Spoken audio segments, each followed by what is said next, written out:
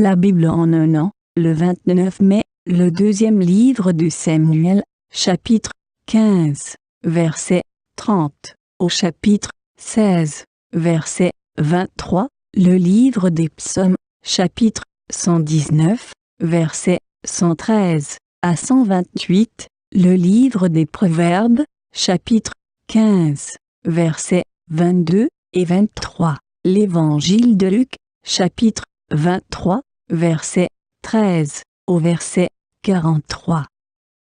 2 Samuel, chapitre 15. David monta la colline des Oliviers. Il montait en pleurant et la tête couverte, et il marchait nu-pieds. Et tous ceux qui étaient avec lui se couvrirent aussi la tête, et il montait en pleurant. On vint dire à David, « Achitophel est avec Absalom parmi les conjurés. » Et David dit, « Ô Éternel, réduis à néant les conseils d'Achitophel. » Lorsque David fut arrivé au sommet, où il se prosterna devant Dieu, voici, Hushaï, l'Archien, vint au-devant de lui, la tunique déchirée et la tête couverte de terre. David lui dit, « Si tu viens avec moi, tu me seras à charge. Et, au contraire, tu anéantiras en ma faveur les conseils d'Achitophel si tu retournes à la ville et que tu dises à Absalom, « Ô roi, je serai ton serviteur. Je fus autrefois le serviteur de ton père, mais je suis maintenant ton serviteur. Les sacrificateurs Tsadok et Abiatar ne seront-ils pas là avec toi? Tout ce que tu apprendras de la maison du roi, tu le diras aux sacrificateurs Tsadok et Abiatar. Et comme ils ont là auprès d'eux leurs deux fils, Achimaatz, fils de Tsadok, et Jonathan, fils d'Abiatar, c'est par eux que vous me ferez savoir tout ce que vous aurez appris. » Hushaï, ami de David, retourna donc à la ville. Et Absalom entra dans Jérusalem. 2 Samuel, chapitre 16. Lorsque David eut un peu dépassé le sommet, voici, Tsiba, serviteur de Méphibosheth, vint au-devant de lui avec 2 ânes bâtés, sur lesquels il y avait 200 pains, 100 masses de raisins secs, 100 de fruits d'été, et une outre de vin. Le roi dit à Tsiba, « Que veux-tu faire de cela » Et Tsiba répondit, « Les ânes serviront de monture à la maison du roi, le pain et les fruits d'été sont pour nourrir les jeunes gens, et le vin pour désaltérer ceux qui seront fatigués dans le désert. » Le roi dit, « Où est le fils de ton maître » Et Tsiba répondit au roi, « Voici, il est resté à Jérusalem, car il a dit, « Aujourd'hui la maison d'Israël me rendra le royaume de mon père. » Le roi dit à Tsiba, « Voici, tout ce qui appartient à Méphibosheth est à toi. » Et Tsiba dit, « Je me prosterne, que je trouve grâce à tes yeux, ô roi mon seigneur. » David était arrivé jusqu'à Bachurim. Et voici, il sortit de là un homme de la famille et de la maison de Saül, nommé Chiméi, fils de Guéra. Il s'avança en prononçant des malédictions, et il jeta des pierres à David et à tous les serviteurs du roi David, tandis que tout le peuple et tous les hommes vaillants étaient à la droite et à la gauche du roi. Chiméi parlait ainsi en le maudissant, « Va-t'en, va-t'en, homme de sang, méchant homme. L'Éternel fait retomber sur toi tout le sang de la maison de Saül, dont tu occupais le trône, et l'Éternel a livré le royaume entre les mains d'Absalom, ton fils. Et te voilà malheureux comme tu le mérites, car tu es un homme de sang. » Alors Abishai, fils de Tseruja, dit au roi, « Pourquoi ce chien mort maudit-il le roi mon seigneur? Laisse-moi, je te prie, aller lui couper la tête. » Mais le roi dit, « Qu'ai-je à faire avec vous, fils de Tseruja?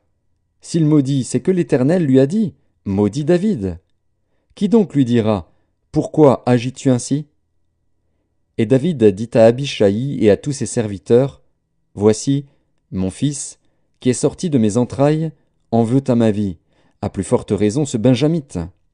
Laissez-le, et qu'il maudisse, car l'Éternel le lui a dit. Peut-être l'Éternel regardera-t-il mon affliction, et me fera-t-il du bien en retour des malédictions d'aujourd'hui. » David et ses gens continuèrent leur chemin. Et Chiméi marchait sur le flanc de la montagne près de David, et, en marchant, il maudissait, il jetait des pierres contre lui, il faisait voler la poussière.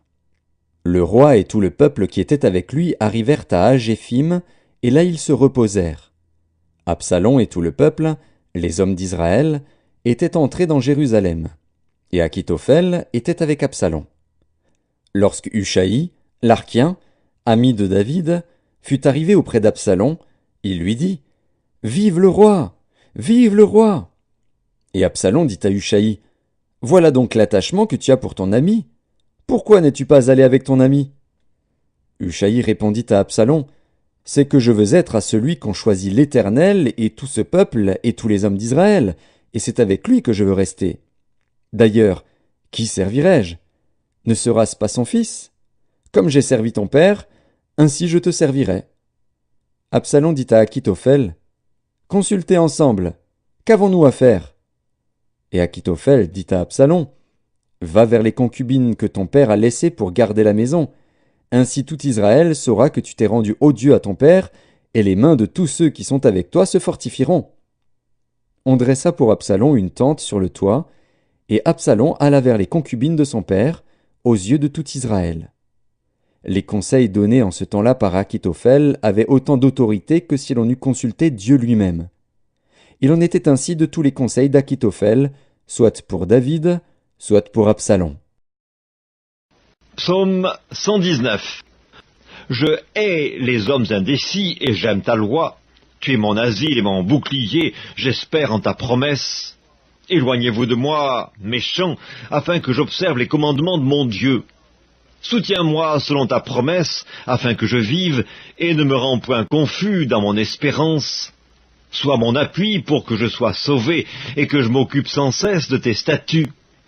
Tu méprises tous ceux qui s'écartent de tes statuts, car leur tromperie est sans effet. Tu enlèves comme de l'écume tous les méchants de la terre, c'est pourquoi j'aime tes préceptes. Ma chair frissonne de l'effroi que tu m'inspires, et je crains tes jugements. J'observe la loi et la justice, ne m'abandonne pas à mes oppresseurs. Prends sous ta garantie le bien de ton serviteur, ne me laisse pas opprimer par des orgueilleux. Mes yeux languissent après ton salut et après la promesse de ta justice. Agis envers ton serviteur selon ta bonté et enseigne-moi tes statuts. Je suis ton serviteur, donne-moi l'intelligence pour que je connaisse tes préceptes. Il est temps que l'Éternel agisse, il transgresse ta loi. C'est pourquoi j'aime tes commandements plus que l'or et que l'or fin. C'est pourquoi je trouve juste toutes tes ordonnances, je hais toute voie de mensonge. Livre des Proverbes, chapitre 15. Les projets échouent faute d'une assemblée qui délibère, mais ils réussissent quand il y a de nombreux conseillers. On éprouve de la joie à donner une réponse de sa bouche, et combien est agréable une parole dite à propos. Évangile de Luc, chapitre 23. Pilate, ayant assemblé les principaux sacrificateurs, les magistrats et le peuple, leur dit: « Vous m'avez amené cet homme comme excitant le peuple à la révolte, et voici, je l'ai interrogé devant vous, et je ne l'ai trouvé coupable d'aucune des choses dont vous l'accusez. Hérode non plus, car il nous l'a renvoyé, et voici, cet homme n'a rien fait qui soit digne de mort. Je le relâcherai donc après l'avoir fait battre de verges. » À chaque fête, il était obligé de leur relâcher un prisonnier. Ils s'écrièrent tous ensemble: « Fais mourir celui-ci, et relâche-nous Barabbas. » Cet homme avait été mis en prison pour une sédition qui avait eu lieu dans la ville et pour un meurtre. Pilate leur parla de nouveau dans l'intention de relâcher Jésus. Et ils crièrent: « Crucifie, crucifie-le !» Pilate leur dit pour la troisième fois: « Quel mal a-t-il fait ? Je n'ai rien trouvé en lui qui mérite la mort. Je le relâcherai donc après l'avoir fait battre de verges. » Mais ils insistèrent à grands cris, demandant qu'il fût crucifié, et leurs cris l'emportèrent. Pilate prononça que ce qu'ils demandaient serait fait. Il relâcha celui qui avait été mis en prison pour sédition et pour meurtre, et qu'ils réclamaient, et il livra Jésus à leur volonté. Comme ils l'emmenaient, ils prirent un certain Simon de Cyrène, qui revenait des champs, et ils le chargèrent de la croix pour qu'il la porte derrière Jésus. Il était suivi d'une grande multitude des gens du peuple et de femmes qui se frappaient la poitrine et se lamentaient sur lui. Jésus se tourna vers elles et dit: « Filles de Jérusalem, ne pleurez pas sur moi, mais pleurez sur vous et sur vos enfants.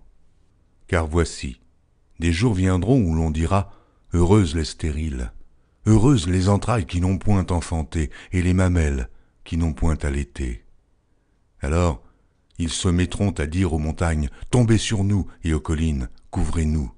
Car, si l'on fait ces choses au bois vert, qu'arrivera-t-il au bois sec? On conduisait en même temps 2 malfaiteurs qui devaient être mis à mort avec Jésus.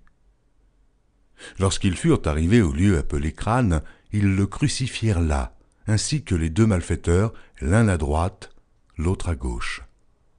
Jésus dit « Père, pardonne-leur, car ils ne savent ce qu'ils font. » Ils se partagèrent ses vêtements en tirant au sort.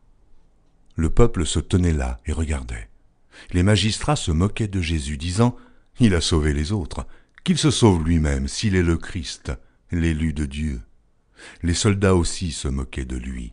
S'approchant et lui présentant du vinaigre, ils disaient « Si tu es le roi des Juifs, sauve-toi toi-même. » Il y avait au-dessus de lui cette inscription « Celui-ci est le roi des Juifs. » L'un des malfaiteurs crucifiés l'injuriait, disant « N'es-tu pas le Christ? Sauve-toi toi-même et sauve-nous. » Mais l'autre le reprenait et disait « Ne crains-tu pas Dieu, toi qui subis la même condamnation? Pour nous, c'est justice, car nous recevons ce qu'ont mérité nos crimes, mais celui-ci n'a rien fait de mal. » Et il dit à Jésus « Souviens-toi de moi quand tu viendras dans ton règne. » Jésus lui répondit « Je te le dis en vérité, aujourd'hui, tu seras avec moi dans le paradis. »